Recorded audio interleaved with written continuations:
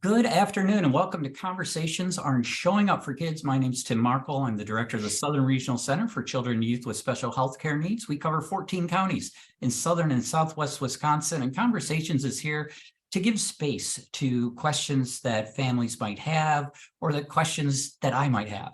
And so it serves that dual purpose of helping families out and also getting questions off my mind. I am really excited to open up this Autism Acceptance Month and Tony Evers declaring 2023 the year of mental health. And we want to focus in on that intersection between autism and mental health this month. And so we have a whole series of conversations and events coming up. And I am just so excited because today I have a colleague and a friend, Arn, and I really enjoy talking to her. So we're going to be talking about connecting the dots, how diagnosis impacts mental health. We're going to focus on learning how an autism diagnosis can both prevent and support the treatment of co-occurring mental health conditions, how mental health clinicians can use information from a diagnostic evaluation to support and adapt mental health intervention to best meet the needs of autistic individuals. And I'm joined by our guest today is Lindsay McCary, which I must apologize, Lindsay. I add an extra R to your last name all the time. It happens all the time. It's not just you. I thank you for that because I'm constantly going back going, Lindsay McCary. And like, there's no such person. I don't know who that is. So I apologize for that. You want to tell us a little bit about your background, Lindsay? Sure. So I am a licensed psychologist. I was trained as a school psychologist, but have spent most of my clinical career providing autism diagnostic assessments. And then more recently have started a department focused on mental health support and intervention as well for autistic individuals and their families. And then I also have some teaching roles and research roles at UW-Madison. Great. And when we talk about autism and co-occurring diagnosis, are there some that like come up more than others that we should be thinking about? I think the most common co-occurring conditions I see in my practice are anxiety and depression, and of course ADHD, but kind of the presentation and treatment of that is a little bit different. But I see the anxiety and depression both as a result of not knowing about a diagnosis and kind of having this sense of not feeling a sense of belonging or feeling that something is off or different, but not having the language or understanding of what that is. And then I also see individuals who already have the autism diagnosis, but are experiencing those symptoms of anxiety and or depression as the social world becomes more complex. Maybe their supports are changing and they're trying to figure out how to navigate that new situation or some of those symptoms. Wow, that is a lot to unpack. You just put a lot of stuff into 2 sentences. That was amazing. So let's focus in a little bit on the anxiety and depression. And I'd like to talk about what you had said initially first, see how good I am at this, about the anxiety that people may feel not knowing before they even have a diagnosis that just something is off. What does that look like for people? Yeah, so part of this is informed by my own experience, and part is informed by research in interviewing autistic adults. So from my own experience, I've had children as young as 4 or 5 who are presenting for an autism diagnosis for the first time and have expressed to their parents that they know that they're different from their peers. They feel this sense of not having control over their emotions or their behaviors at times, and recognizing that that's not a common experience, but not having the language or the understanding as to why that is. And so that can create a lot of psychological distress and frustration and even behavioral challenges, because even from a young age, they're recognizing something's going on, but they don't know how to describe it. And then likewise, I've been working with a lot of adolescents recently who are coming in for diagnosis for the first time, maybe around 12 to 16 years of age. And they describe really similar experiences where maybe elementary school went fairly well. Maybe they didn't have a lot of this distress or challenge, but once middle school started, they notice how they might be different from their peers, but again, don't have the language or understanding as to why that is.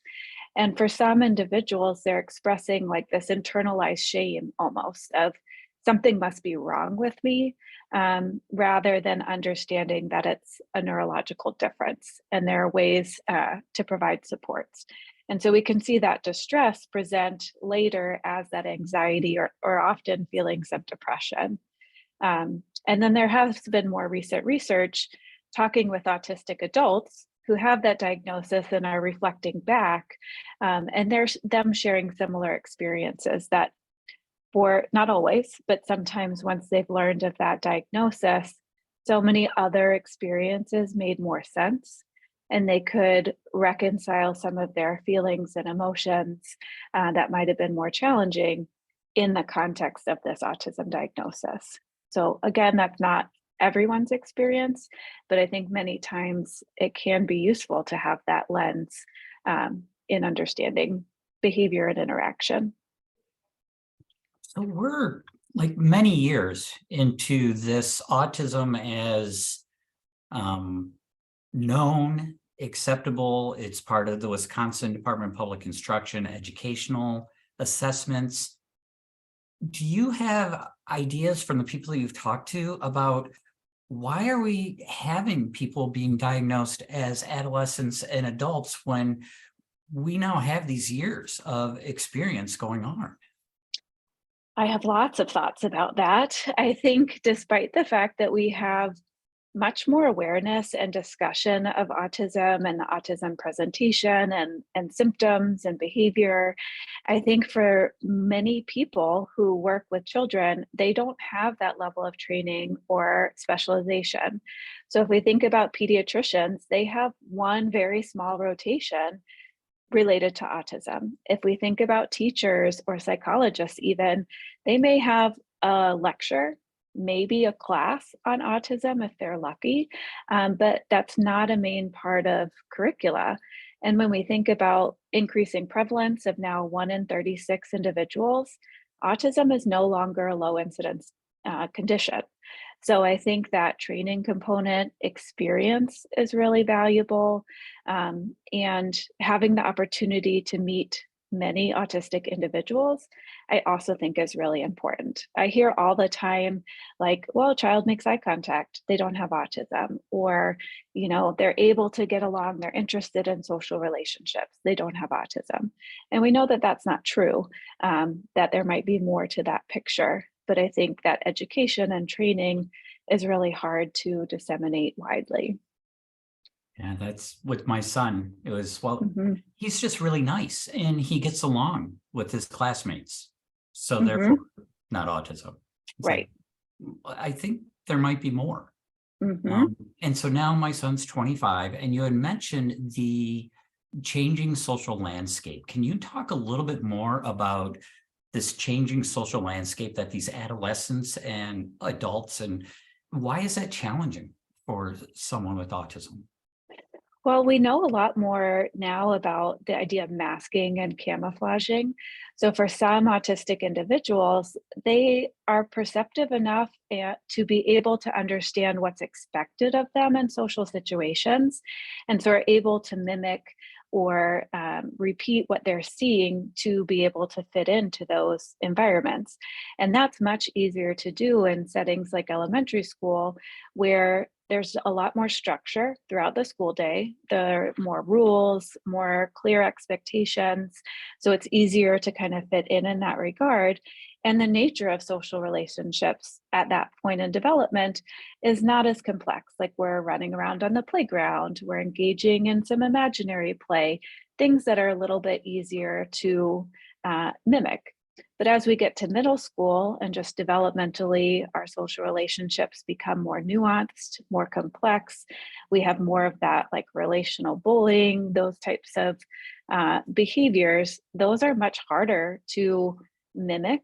They're much harder to adjust your behavior if you don't really understand the nature of a comment or a relationship. And so we can see that disconnect become more significant in that middle school period. All of us have a hard time in middle school. But then if you have that social communication challenge as well, it just makes it that much more difficult to navigate. And I'm thinking about the wonderful people that I know who Mhm. maybe are on the spectrum, and that social communication then combined with even like a little bit of social anxiety Mhm. can really it almost influences each other. How do you see that working out? And then how do you help someone distinguish between it, it's my, as some people say, it's my autism Mhm. versus it's my anxiety? Yeah, and I think sometimes we can't distinguish those things, and I think that's okay. Like, it's always the chicken or the egg, right? If we're not communicating socially in a way that our environment understands or can adapt to, then we may have less successful social interactions, and then we might develop anxiety from that, right? It didn't go well the first couple of times, and I'm really anxious anytime I try again. But it could be the flip side that you're anxious because you're not sure what to do, and then maybe you don't engage in the way that you hoped, or it doesn't go the way that you wanted it to, and that just perpetuates that cycle of anxiety. So I think what's more important is that treatment aspect of identifying, are there skill deficits in social communication that somebody wants to work on or wants to change in some way? And what are ways to help manage those symptoms of anxiety? So they're not mutually exclusive. We kind of need both. Like, how can I help you feel successful in the relationships you're motivated to have? And how can I help you manage those symptoms of anxiety that come up when you think about those social interactions? So when you have an adult come or an adolescent come with for a diagnosis, and Mhm. you also see this what's called the comorbid or co-occurring mental health condition where they could also utilize some help in anxiety or depression. Is there like is there an autism mental health training that clinicians go to, or how can clinicians help the people that are just learning about, just naming they've had the Mhm. interactions being autistic their entire life, but now they're starting to realize the differences and naming them, and then to have anxiety and depression? How do you work with them? Where do you how do you help them? Yeah, I think that's a great question. Also, an area that I think revolves around that training, like you mentioned, of how do we help mental health clinicians feel comfortable working with autistic individuals. I think there are two aspects. I think there's the autistic identity piece and really helping somebody understand their autism. And more importantly, what does that diagnosis mean for them? So we have our DSM, our clinical criteria that says, somebody has this diagnosis. But for many autistic individuals, there may be clinically relevant symptoms that are not considered impairing for that individual. So an example would be like use of eye contact. That's important for me as a clinician in making a diagnosis. But for many individuals, them having discomfort with eye contact, that's not something they're motivated to change, right? So understanding those pieces for that person is important. Other things like sensory sensitivities, for some people, that may be really impactful on a day to day basis. So that's something they do want help with, or they do want to incorporate in their therapies. So I think understanding those pieces, working through the identity, can be a really impactful and useful part of therapy. And there have been a couple more recent research studies that have found that for those autistic individuals who develop a positive self identity related to autism, they show improvement in their psychological well being, and they show decreased symptoms of social anxiety and depression. So there can be a huge positive impact by having that positive autistic identity. And then I think the other side of that are treating the symptoms of anxiety and depression. So, some of the gold standard interventions for non autistic individuals, cognitive behavioral therapy, dialectical behavioral therapy, those do have evidence support for autistic individuals with modifications. And so Some of that for our clinician is understanding that for some autistic individuals, pacing of therapy might need to change. So instead of a typical 8 to 12 week therapy model, maybe we're talking about 30 weeks of therapy. Pacing during the session, giving people more time to respond and process our language is really important. Having alternative ways for an individual to communicate during therapy. So maybe they're using an augmentative alternative communication device. Maybe they're drawing pictures instead of speaking. Maybe they're writing out thoughts. So those types of modifications to these evidence-based treatments can be really useful in helping to treat the mental health piece, the anxiety and the depression. I think I answered your questions. I don't know. I kind of went off. It's what you're supposed to do in conversation. Okay, But it's just great. talking with Hunter about that today, is that when he starts one place and ends up in another. I'm Yep. like, yeah, welcome to normal. That's pretty much what I do, and a lot of people that I'm in conversations with. I have to circle back to where we started. Well, I would like to just pause a moment and encourage people. If you have questions, please feel free to unmute, and I can call on you so we don't have everybody talking at once. You can also put questions into the chat. We do want to make this interaction. So any thoughts or insights you have about the interaction of anxiety, depression, and autism, especially surrounding that diagnosis, would be very welcome. So the diagnosis, I just asked Hunter today, why did the diagnosis matter to him? Because he wasn't diagnosed until he was 20, and he had some challenges and struggles growing up. But what do people say to you, why it's so important to get that diagnosis?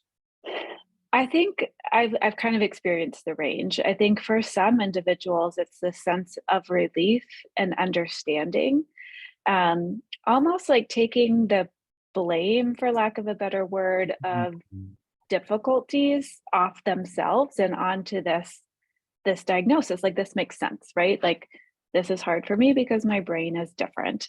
I think that piece can be helpful. I've certainly worked with some individuals who are just like, okay, like, this is helpful, but not that impactful. And then for some who it's hard news, and there's going to be a period of processing what that means for them. They might have been very resistant to that diagnosis for whatever reason. I feel like anecdotally, most of the people, adolescents in particular, that I've been working with lately have had that relief, or that, I'm glad to understand this piece of myself, rather than the more negative feelings towards it. I'm curious what Hunter's experience was. It was pretty much within there too. It was a relief that he understood it more, but as he put it, but it's still just a label.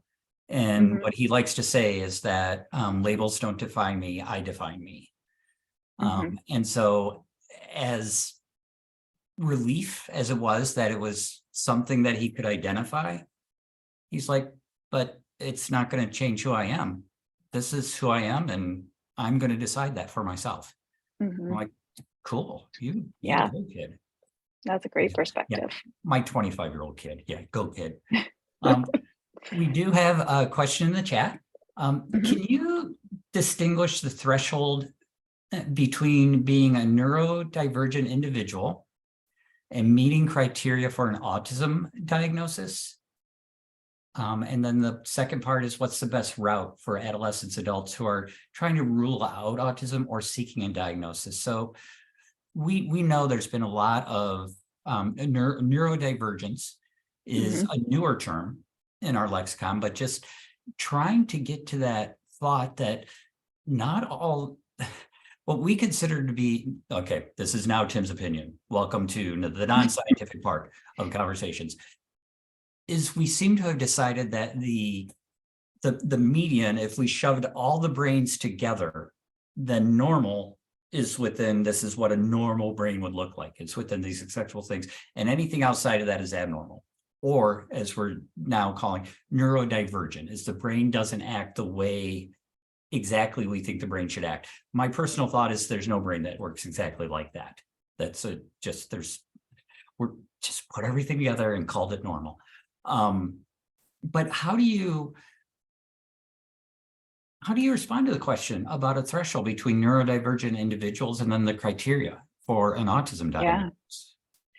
Well, I think this is so relevant to just the conversation that's being had around neurodivergence.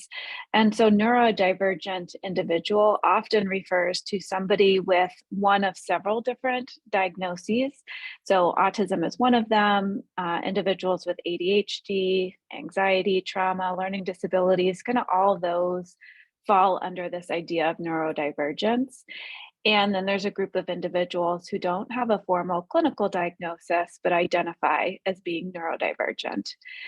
So that's broadly how I think about neurodivergence. And then clinically, as a psychologist, I'm using the Diagnostic and Statistical Manual to make a clinical diagnosis. And the biggest aspect of that is beyond the diagnostic criteria we have is whether or not there's some level of impairment. So, are these symptoms, these behaviors that an individual is experiencing, somehow causing difficulty in their life, whether it's at school, with family, with friends, at work? And that's the point at which we'd be thinking about a clinical diagnosis. So, there are a lot of people who identify with symptoms of autism, but if they don't have that impairment piece, then it's really difficult to argue for that clinical diagnosis. And that to me is the biggest differentiator with the diagnosis part, is that level of impairment. But people who identify as neurodivergent very well may also have those clinical diagnoses. So they're not necessarily mutually exclusive, which is what I'm trying to get at. That's interesting, because I think about the younger kids, even in school, is that educational assessment is focused around how are they doing educationally? Is their learning impacted by what's going on with them? And that's really important. So that whole sense of impairment is an important part of that criteria and part of the Absolutely. diagnosis. Yeah. So what's the best route for adolescents or young adults who are ruling out or seeking diagnosis? What are their options? Yeah, it's tricky. I think anybody here has probably experienced that for adolescents and adults, often accessing an autism evaluation is challenging. So I would say for adolescents, contacting your local regional center is definitely going to be the way to go, because they will know about providers within your area and be able to direct families or individuals for those evaluation resources. Often too, checking with insurance, if it's an insurance funded evaluation you're seeking, that can be really helpful. For adults, there are even less resources available because understanding autism and presentation in adulthood is really a specialty and an expertise. So it can be a little bit more challenging to access that locally. Megan Farley is a psychologist that does evaluations for adults. So that's a really good resource locally. Some adults are able to talk with their primary care physician and get referrals within some health systems. So for example, SSM Health Neuropsych Department will do some adult evaluations. So connecting to those resources can be helpful. And if you do have a psychiatrist or a mental health provider, talking with them about your experiences and what you're seeking can be another resource. And I think too, the local Autism Society affiliates Yes. are also another good, where people who are living it out may have ideas too about what other families have done. That's where I've learned a lot of my information is from talking to other families. And so I definitely, put that in there as well. Great point. So let's get philosophical here, Lindsay. Okay. Do you think what's considered neurotypical, in quotes, is relative to the society we live in? Do you think more people are identifying as neurodivergent due to living in a society that we are living in? So I love this question because we can't separate ourselves from the environment that we're in. We are swimming in the pools that we swim in, and that is going to affect us. So in your experience, what do you think about, are more people identifying as neurodivergent because society we're living in? If you want to talk at all about what COVID has to do with any of this, feel free. But what do you think about that? Yeah, I think that's a really great question that I don't have an answer to, obviously, but I think that there is this difference from how we think about any condition clinically from our society and the environmental impacts on that. And I think in autism, where we're seeing that impact is related to treatment. And so, what I mean by that is things like eye contact or social skills, those are socially defined, right? Like that's a mismatch between somebody's preferences, their natural way of thinking, and their environment. And so we see that in a lot of treatment programs, there's less of a focus of teaching somebody to make eye contact or teaching somebody how to be socially, because we know that maybe we should just be more accepting of that as a difference, not as a disorder. So I think that that is where we're seeing things more. In terms of diagnosis, I feel like there's almost an increase in some individuals seeking diagnosis as a validation for their feeling of being neurodivergent. Where I feel neurodivergent, I identify as neurodivergent, and now I want an explanation for what is my neurodivergence, if that makes sense. So I see that happening as well. And then I think there was a second part to that. More people so the second part with the society, I don't know. One trend I have seen is that with social media, many more people are sharing their own experiences of being neurodivergent, and that is reaching a much broader audience and is done in such a way that then others who are viewing that content or listening to that content may recognize some of those things in themselves. So then they're starting to ask that question about themselves. Am I neurodivergent? Do I have one of these conditions? So, I mean, that's certainly part of our society, access to information. So in that sense, I think that does contribute to an increase in neurodivergence, neurodiversity.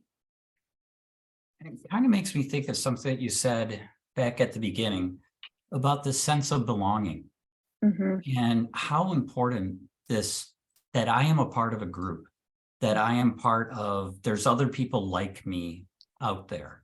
And that's where the social media could be very much helping and find your people, so to speak, that you're not alone. But I do think that as people go through school, it gets harder and harder to identify who my group is. It's almost like we are grouped throughout school according to our interests, according to our cognitive levels. There's all different ways through sports that we have our people like us. And then as we grow, some of that structure falls away. But the need to belong doesn't. As we continue to have this need to belong, and if you have some sort of impairment in socializing, in anxiety, then it's going to be harder to try new groups to figure out where you belong. And so I it takes a lot of courage to reach out and try a new group. As an adult, I know this, because it takes a lot of courage to put yourself out there. Do you see that connection with belonging as well? Absolutely. And I think what you mentioned briefly is just the idea of the pandemic that, take away the difficulty in those social connections, initiating interactions, and now you have lack of access. Well, what do we have access to? We had access to our computers, social media, that way of connecting. And I know Madeline Barker's coming in a couple of weeks to talk more about relationships. But I think another thing we see in some autistic individuals is the connection with people online, or through gaming, where they can develop really high quality, meaningful relationships in that environment that is more comfortable for them, that matches with kind of their way of interaction and their preferences. So I think that's really important too, of how can we foster and facilitate social connection and belonging in ways that match somebody's preference. And in some ways, I also see, and this thing goes back to my parent hat, encouraging the encouraging a self action toward, of not just sitting back and saying, oh, I wish that there was a group that did this, or I wish it offered this. Is going out and working with partners to be able to initiate and to be able to actively find that group. It's one of the things that we're working on, and it's hard. Mm-hmm. And I think that can be part of therapy too, because you're right, it is so hard finding motivation, and then something that is innately challenging. All of us like resist those things, right? That goes to the end of my to-do list. So I think that can be a target of therapy, or a goal of therapy, is identifying what those things are and then working through how to take the steps to make them happen. About the best, not the best, but one example that I can give is that Hunter really enjoys now Dungeons and Dragons, but tabletop gaming and military type gaming. And literally we went through 3 different game stores that hold these events before he found one that he was comfortable with. Before he found one where he liked the owners, where he felt listened to, where he didn't feel weird or out of place. And it's really been neat to see him now in that sort of environment, knowing he went through and had to try a few different places before he found the one that he was most comfortable with. Yeah, that's a really great example. Any other questions for Lindsay? Comments, insights?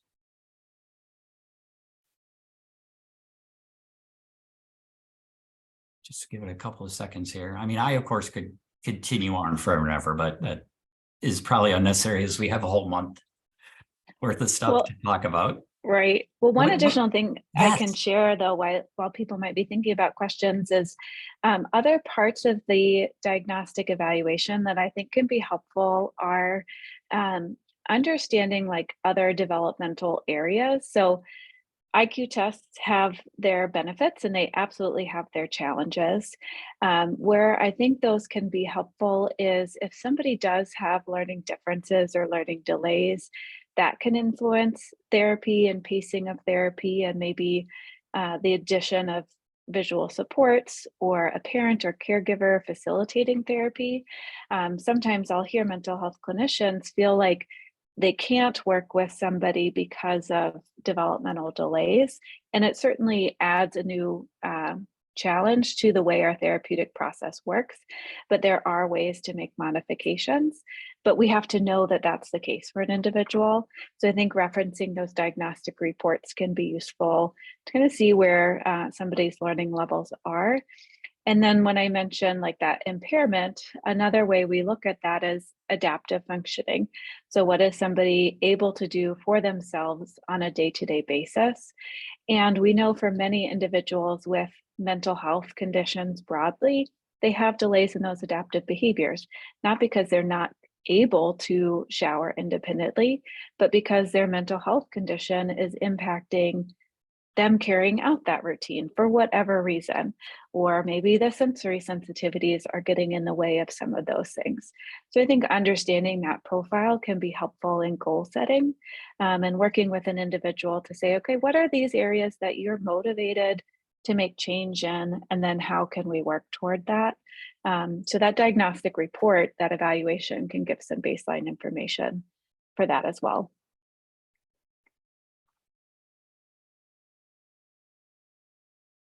Thank you. And I like that. I mean, I always feel the more information I know from someone or about someone can help me figure out how to connect. It's not about being nosy, or it's about how can I connect with this person that is in front of me? And I think about how important that connection, that relationship is in a therapeutic setting. And I imagine to some extent it's important in the diagnostic setting too, so that you have someone who trusts you enough to be themselves, to take off that mask, to stop answering the way they think you want them to answer, but to actually authentically be themselves. Do you find that's true in the diagnostic world as well? Absolutely. I think that starts with really trying to understand the question that somebody wants answered. So, right, our referral says, do I have autism or not? But is that the question they want answered? Perhaps it's really, why am I struggling in my social relationships? Or why do loud noises bother me? Like figuring out what that underlying question is, I think really helps develop that therapeutic relationship in what is a very short-term interaction when we think about diagnostic evaluation. So I think that has really been helpful for me. Again, just understanding what is the actual question being asked and making sure that I'm able to answer that, and be honest when there are times that we may not have an answer to that underlying question, and having a conversation about that. Well, I think that's so important in the therapeutic environment as well. Mhm. What is it that I want to be working through? You may see that there are a number of things that are off the rails in my life, but not all of them may bother me. I may be fine with some of them. What is it that I am struggling with that I want to get better at? And making that the point of that therapeutic relationship, whether you have autism or not, that's the point of the therapeutic relationship. Yep, absolutely. All right. Well, I did put in a feedback form into the chat. We greatly appreciate your feedback as we continue to figure out what more that we could do with Conversations Aren't Showing Up for Kids.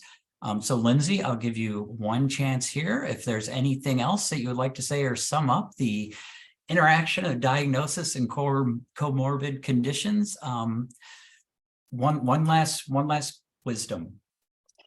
Oh goodness, no pressure. No I pressure, think no just pressure at all. I the was going to say a golden pearl, but then I'm like, pearls right. are golden. So I don't know what you would give me Yeah, if I that's asked you to okay. give me a golden pearl. I don't even know what that is. I think I just really, I think it's important that we understand the connection between those two pieces. I think the way our systems are set up, often diagnosis is separate from treatment or intervention or support, but thinking about how we can bridge those avenues, even if it might be a different provider. There's certainly shared information and shared goals, and it's the same person going through both of those processes. So I think we as professionals and as a community, really, as much as we can do to support that communication, that facilitation of the streamlined process for the individual and their family, I think is really important. I've yet to have a family or an individual come to me and say, I really wish the people involved in my healthcare, my mental health care, would stop talking to each other.